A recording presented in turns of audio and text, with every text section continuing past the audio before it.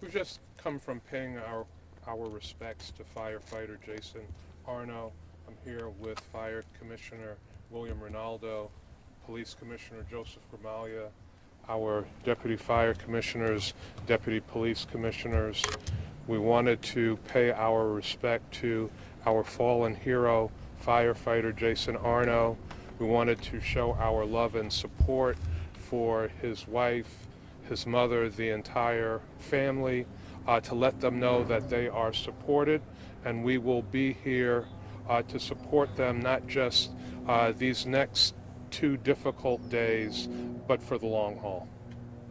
And by that you mean? We mean checking on them. We mean making sure that the benefits that firefighter Arno has earned come to his wife and daughter and family. So those are some of the things that we will be doing on an ongoing basis. What was the mood like in there? There's a lot of people, a lot of uniformed people. Well, again, an incredible outpouring of support. People already lined up to pay their respects as the wake has just begun. We expect that for the entire period of time until 8 p.m. there will be a line of people paying their respects to this hero, to firefighter Jason Arno.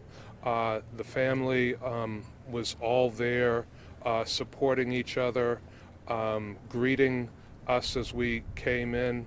As I mentioned before, they are a very warm family, a very welcoming family, and we wanted to be there en masse. The command staff of the Buffalo Fire Department, the command staff of the Buffalo Police Department, to show our support for them. What have you learned about the family's resolve through your conversations with them throughout this? Well, they're a close-knit family. They're a strong family. Obviously, this is the most difficult thing that can happen to any family. The loss of a husband, a son, a father, a brother, a nephew. So this is difficult, but it is a close-knit family. They are a close-knit family, and they are supporting each other and leaning on each other during this difficult time. We hear a lot about the brotherhood of firefighters. Obviously, we see it here with the response, but it's not just local. We've heard that other firefighters and departments from across the state and Pennsylvania as well are coming in. How does that feel to know that there is just such an overwhelming response? It is an incredible brotherhood and sisterhood. The response has been overwhelming from firefighters here locally, across the country, and internationally as well. The family has indicated how comforted they have been from the support they've received from the members of the Buffalo Fire Department. I want to have Commissioner Renaldo speak to that. Thank you, Mayor, and good afternoon, everyone. Yes, as the Mayor said, very somber day. But we are focused on the family. The family is staying strong, very strong. They have a strong bond. It's a really terrific family. The more we speak with them and interact with them, we realize how strong and close they really are.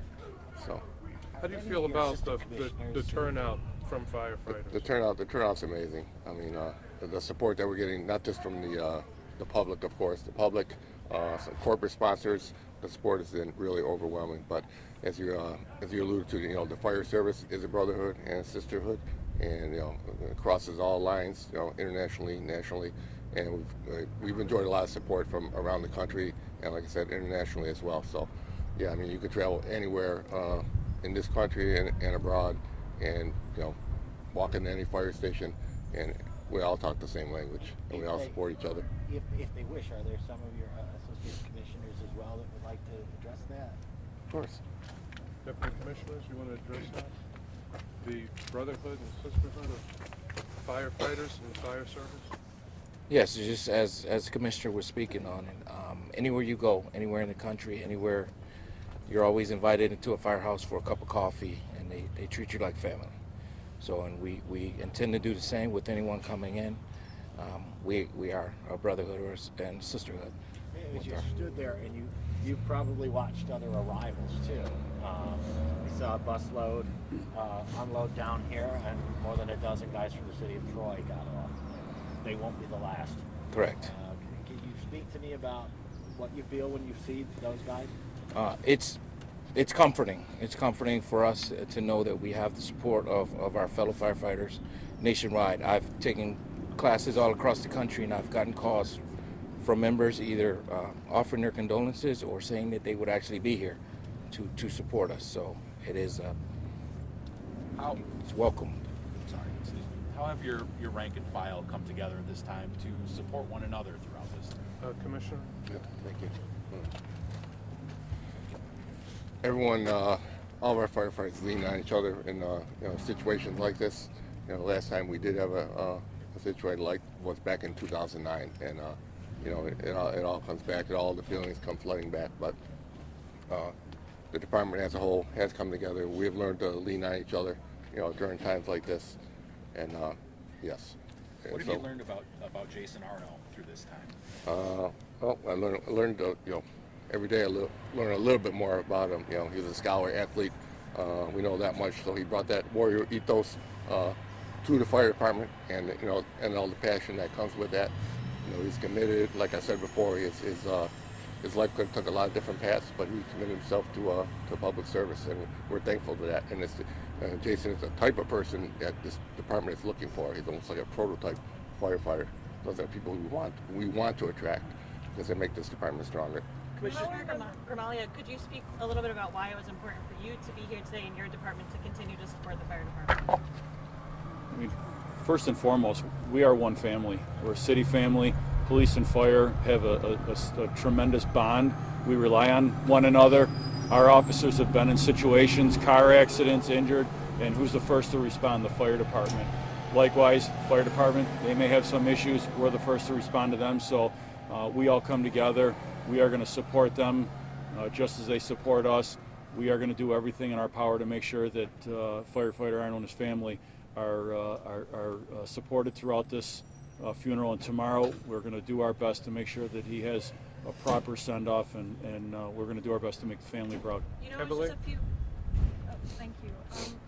Quick questions. I'm wondering how members of Engine 2 are doing, if you've had the chance to speak with them, how the counseling's going, and I'm also wondering what can community members do tomorrow to take part in remembering firefighter Arno? Okay. Well, I spoke to members of Engine 2 on multiple occasions, since this unfortunate incident, since this tragedy, and they're holding up very well. All things considered, they have taken part in the grief counseling, and the grief counseling is continuing, daily. And some need a little more help than others, but we're giving them time off. We're giving them a chance to, take a step back and gather themselves.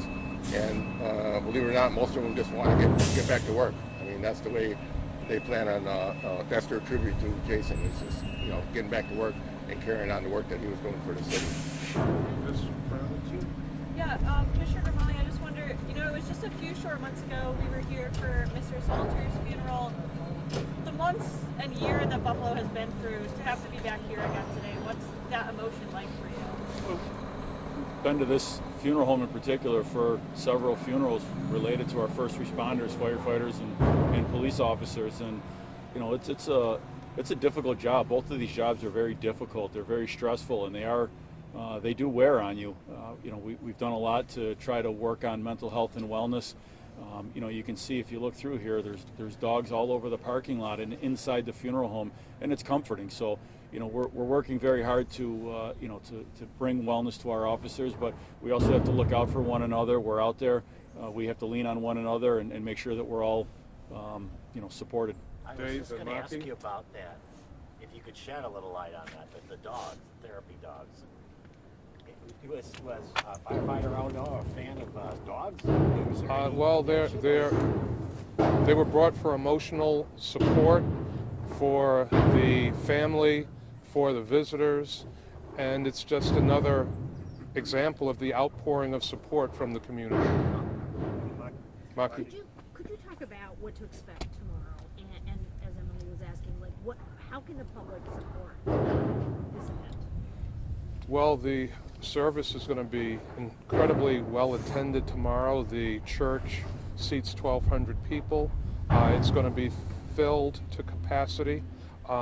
Some of the firefighters who have traveled from out of town will not be able to get into the church. There are alternate arrangements that have been made for them. I'll have Commissioner Renaldo speak to that. There will be a procession from the funeral home to St. Joseph's Cathedral. We're asking members of the community that would like to show their support and pay their respects to line the route of the procession. There will be other opportunities to see the televised service. The family has consented to have the service televised and live streamed. Commissioner? Thank you, Mayor. As the Mayor alluded to, yes, first of all, let me say once again how much we enjoy the support from the public that we've gotten. And it's really heartfelt, and it's really appreciated by the department and by the administration and by our other commissioners as well. So yes, the best way for the general public to pay their respects is to line the procession route. The procession will go past Engine 2 for sure, and I think the route itself is pretty well published. So if you just line the route and you can salute, you can wave some flags, or do whatever you think to render respect and to honor Jason. Yes, and there's going to be literally hundreds and thousands of active firefighters from across the country, some internationally, coming from Canada. And as the Mayor said, the church is filled to capacity. So all of our other firefighters and representatives from these other agencies are going to be outside the church, in formation for the duration of the service. Commissioner, logistically, how does it work with suspended operations tomorrow so that your department can be here for the funeral to bring in partner agencies to help during that time? Well, first of all, the Buffalo Police have done an amazing job. Commissioner Gramaglia and his group have done an amazing job with the logistics, all the parking, the procession, the routes, and not just the police department, but the police department did an amazing job, like I said, but DPW, parking enforcement, all of our departments have done a wonderful job just all coming together and coordinating this event. But you don't go to a mutual aid system, right? You don't bring in guys from Cheektowaga to cover firehouses. At least that's what the union told me. They'll still be all. No, we'll be rotating companies through so they can pay their respects, but the city will be covered 100%.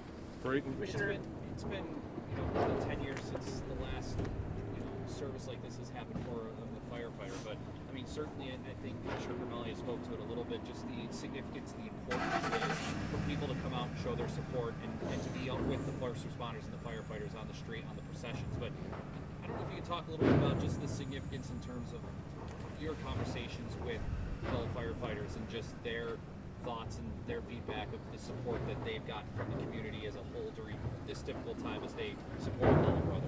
Oh, yes, they feel just as much. They feel it just as well as I do, or as much as I do, if not more. Because a lot of the public have been just coming to the firehouses uninvited, dropping off food. Once again, and corporate sponsors as well. So the support has been really overwhelming. It really has been. Yeah. I'm just wondering, how are you guys holding up? As a department, No, you. myself, I have a lot of support. I have support from the mayor, the administration. I have my command team, my deputies, everyone, my administrative staff. Everyone has come together to support each other. So, and we've been through this before, in different capacities and different rank structures, things of that nature. So, I look at my and these posters are everywhere in my office and in every firehouse. Over 120 firefighters have died in the line of duty since the inception of the Buffalo Fire Department, and I pass that poster. It's actually framed in my office pretty much every day. Not thinking about it sometimes, but I know it's there, and I know names are going to be added to that list. So we know it's not if, it's when, but we hope it never happens. Commissioner, you've talked a lot about this being a long healing process, a long grieving process. Is this wake, this type of service, is this the first step in that? It is. Well, the first step, began actually, the day of the incident, of course, and a lot of the healing, a lot of anger, a lot of frustration, why it happened, how it happened, that kind of thing. But we can work through that, over the next several weeks and months. But yes, this is part of the healing process, not just for the department, but mostly for the family. And once again, we're focused on the family and to do everything to support them. One more. Thank you, everybody. Thank you all. Thank you.